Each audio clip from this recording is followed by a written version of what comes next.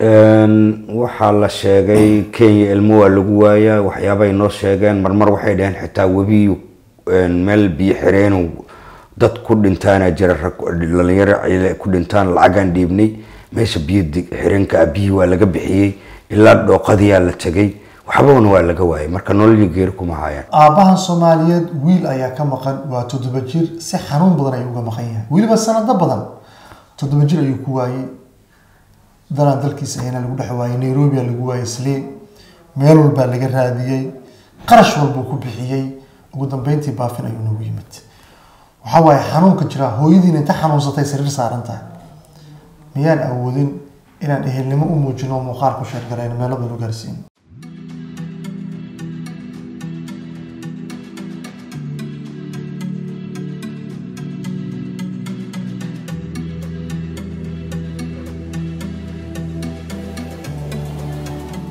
السلام الله عليكم صاحبي كلنتو وعن وناكسن سو دواada waa mar kale barnaamijkeeni baafinta baadigoobka ummadda Soomaaliyeed ee Ilintir waa Cabdilcasiis Riili muuqaalkana waa mid kale saameyntiisa leh balse marka hore intaan soo dhaweyn aabaha Soomaaliyeed ugu soo biira subscribe gabalka furta muuqaalka share gareeya meelo badan gaarsiiya waad ku maasantihiin sidaad nagu xirantiin soo dhawo walaalkay marka hore magacaaga dhameystiran iyo deegaanka soo booqatay ka soo dalbo adeegaaga maqaayada Afro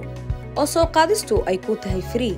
ama ku caaway xarunta oo ku taala Banaadir gaar ahaan Jawhara Apartments ama wadada khudaarta Afro ugu imow degdegsiimo dhadhan iyo adeeg hufan magacayga waxa la yiraahdaa Maxamed Maxamuud Maxamed waxa marti ku tahay barnaamijka baafinta baadigoobka ummadda Soomaaliyeed Ilintir halkeen naga soo booqatay deegaankii waxaan ka soo booqday deegaanka Dharkeynley gobolka Banaadir waayahay waxa marti ku tahay barnaamijka baafinta yaa ka maqan halka u timid raadinaysa waxa iga maqan wiil aan aniga dhalay oo aabihiis ahay ayaa iga maqan wiilkaaga meeqsan ka maqan yahay wuxuu iga maqan yahay 2008 ilaa hadda ka maqan yahay ha da'diisa markii hadda aad qiyaasto waa meeqsan jir waxaan qiyaasayaa 7 jir waa markuu iga dhumay ilaa hadeer inta u dhaxaysa 20 jir waa 20 jir 22 jir meelahaas waayahay 7 jir waa yaraan ku lumay bal qaabkii uu lumay wiilkaaga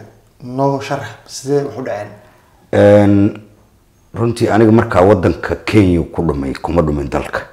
dalka Soomaaliya kuma dhumin wuxuu ku dhumay dalka Kenya marka uu dhumayay waxay ahayd maalin Jimcaha wuxuu aaday qamiis isagoo wata ayuu wuxuu aaday masaajid aan u fogeyn reerka ka fogeyn masaajidka uu xaafadii Isliyaayad Kenya masaajidka markuu aaday waxa dadku magac ay ku sheegi jireen masaajidka Oromada dhigi jireen masaajidku aaday qodbadii markii laga soo baxay dib dambe loo ma arkin inuu qodbada aadaan ugu wardameys reerka marka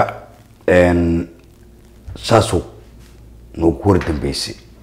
markuu lumay la joogay hooyadiisu la joogay hooyadiisu ka tagay Kenya ahayd hotel ay deganaayeen masaajid uu aaday soomana noqonin baafinaan u sameynay qarash badanaan bixinay anigu lama joogin laakiin lacagtii aan soo diray hooyadiina hadda ma aragtay dad badanaan ka raadiyay si walba waan u raadinay waana weynay hooyadiisna hadda waa xanuunsanta hadda iyadii xoogaa maaragtay aan caafimaadkeedu taamayn oo dad badan iyo waxyaabo badan oo nafsadu ay kala hadlaysaa jirta oo rabnay inaan ku heli karno aan qalbiga isaga sheegay laakiin si walba markaan yeelay waxba ka waayay la hadana wallahi marka waxaan aad u jeclaan lahay inaan baafiyo waayahay wiilkaaga Soomaaliya ka qabilkiisa waa abgaal wacaysle absuga waa gartay muddada wiilkaaga la baadigoobay amba maalmihii raadinta maxaa la sheegay dadku maxay dhaheen waxa la sheegay Kenya ilmo waa lagu waayaa waxyaabay noo sheegeen marmar waxay dhaheen xitaa webiyo meel biyo xireen dad ku dhintaan jira dhalinyaro ay ku dhintaan lacagan dhiibnay meesha biyo xireenka biyo waa laga bixiyay ilaa dhooqadii la tagay waxbaana waa laga waayay marka nolol geer kuma hayaan kuma hayno waayahay 7 jir waa muddo fog